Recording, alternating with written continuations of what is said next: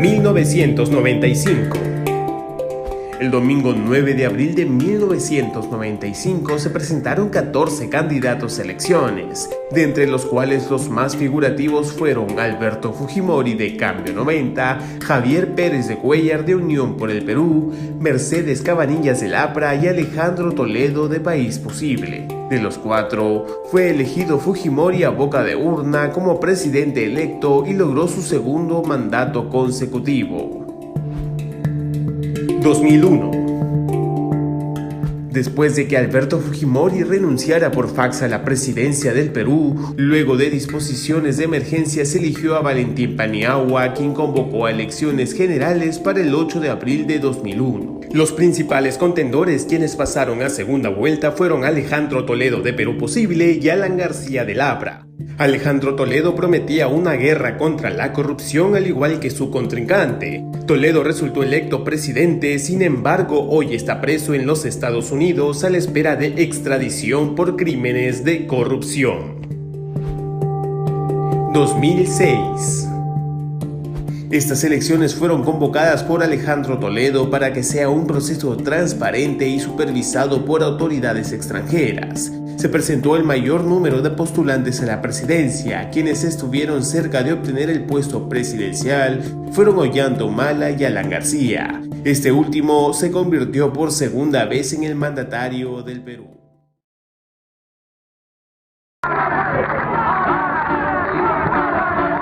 En 1985 se presentó a las elecciones generales el joven aprista Alan García Pérez y salió elegido por una amplia mayoría de votos luego de la renuncia de Alfonso Barrantes.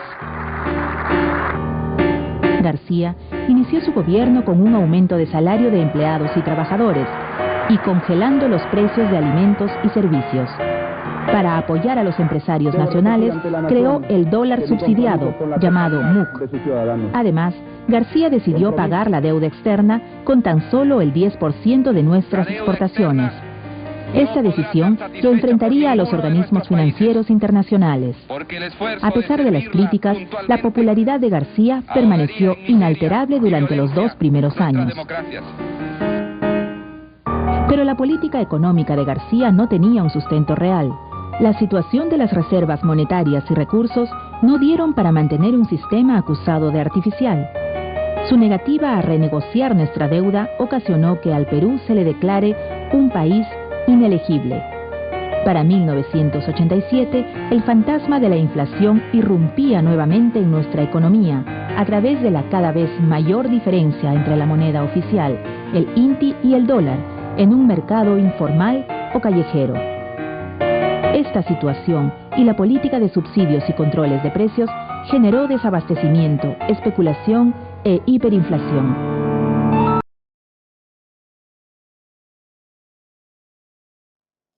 En 1990, el Perú atravesaba una de las etapas más críticas en su historia. La economía estaba en una profunda recesión y se tenía una inflación desembocada. El Perú se había aislado completamente de la comunidad financiera internacional. En medio de ello, se estaba en una situación de casi guerra interna, con el terrorismo azotando al país. La presencia del Estado en muchos lugares del país era mínima o inexistente. La inmigración de peruanos al exterior comienza a aumentar.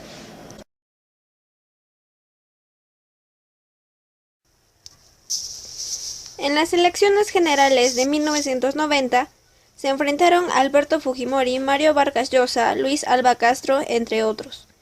Pasaron a segunda vuelta Vargas Llosa y Fujimori. Este último resultó vencedor con el 62,4% de los votos.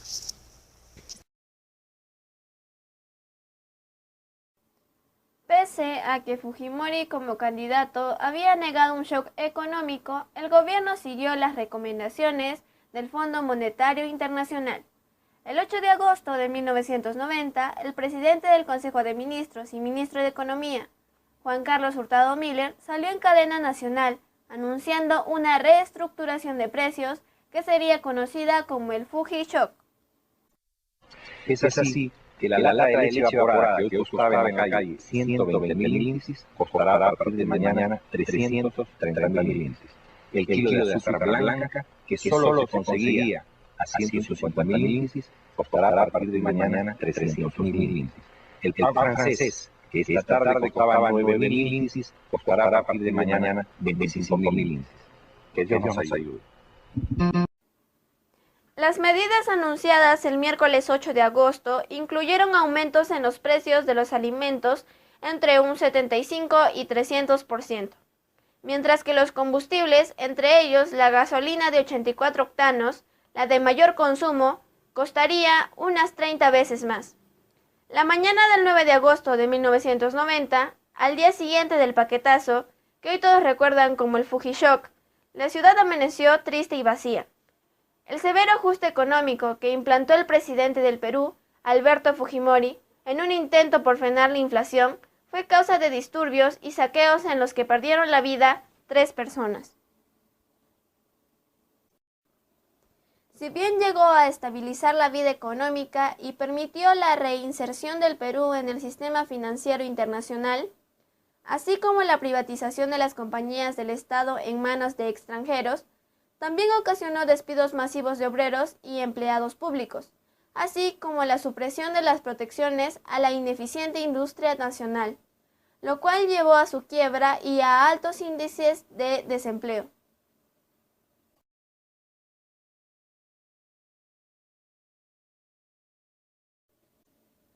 El aspecto social durante el periodo del gobierno de Alberto Fujimori estuvo principalmente marcado por el terrorismo. Sin embargo, otros aspectos a tratar importantes son la violación a los derechos humanos y los medios de comunicación.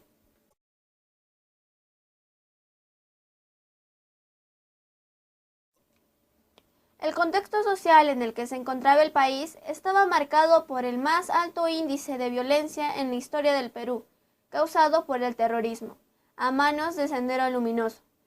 Este grupo terrorista se vino formando varios años atrás y comenzó sus ataques en 1980, durante el gobierno de Belaúnde. Sin embargo, tomó más fuerza durante el gobierno de Alan García. Hasta 1990 hubo 20.000 muertes y una pérdida de 20.000 millones de dólares. En el año 1991, los ataques estuvieron centrados en Lima y en 1992 la violencia tomó un pico muy alto. El aporte más grande del gobierno de Fujimori es la derrota del terrorismo.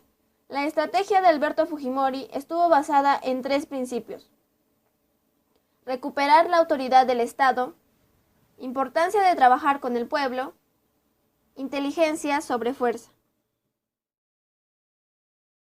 Últimas cifras al 73,58% de acuerdo a la OMPE, 51,83 a Toledo, 48,17 García, 2,8 Blanco, 10,76. El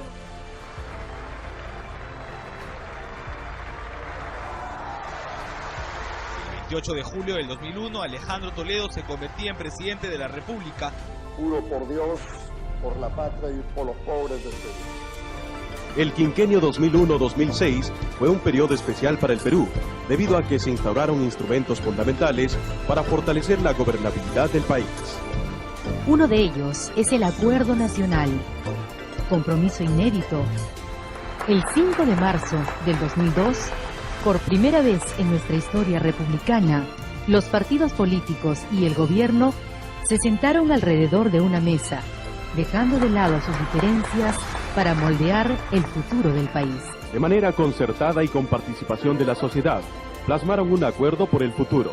Comenzaron a definir el camino que debemos recorrer los próximos 20 años en busca del desarrollo integral del país. En la próxima reunión de trabajo. Como punto de partida, el gobierno de Alejandro Toledo presentó una propuesta de 17 puntos para ser desarrolladas y enriquecidas en el seno del Acuerdo Nacional. Camiseta.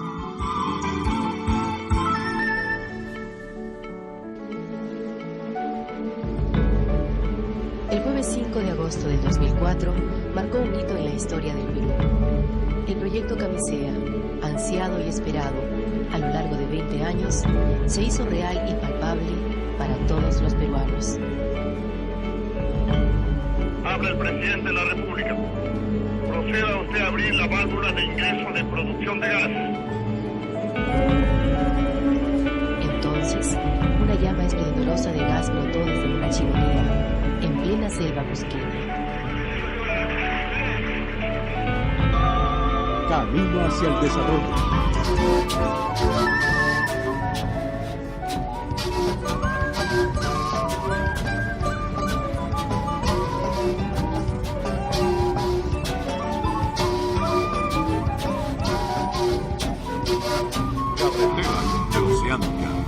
Alguém escreverá na história. Alguém vai escrever na história de que foi exatamente nesse dia. Que foi exatamente nesse dia. Que a comunidade sul-americana de nações. Que a comunidade sul-americana de nações. Que é uma proposta tua. Que é uma proposta tua. Se consolidou. O Jornal da Record fez a viagem de ônibus mais longa do mundo. Nossa equipe percorreu quase 6.000 quilômetros entre São Paulo e Lima, no Peru. De São Paulo a Lima, no Peru, nada mais que 5.800 quilômetros de distância. Serão 4 dias e 4 noites na estrada, se nenhum imprevisto acontecer. Mi esposa se llama Eliane y mi hija se llama Chantal. He ganado una hija inteligente y hermosa. Buenas noches a todos ustedes. Buenas noches, Saraí. El expresidente Alejandro Toledo reconocía, luego de 14 años de haberla negado a toda costa, a su hija, Saraí Toledo. Alejandro Toledo es el primer presidente latinoamericano fuera del Brasil implicado directamente en el caso Lavallato, el escándalo de sobornos y coimas pagadas por las constructoras brasileñas para obtener contratos en el sector público en más de 11 países de la región. ¿Usted recibió 20 millones de dólares de parte de Odebrecht? Rotundamente no. La Fiscalía se está basando inicialmente en las declaraciones y en el aporte de información proporcionado por Jorge Barata, ex jefe de Odebrecht en el Perú.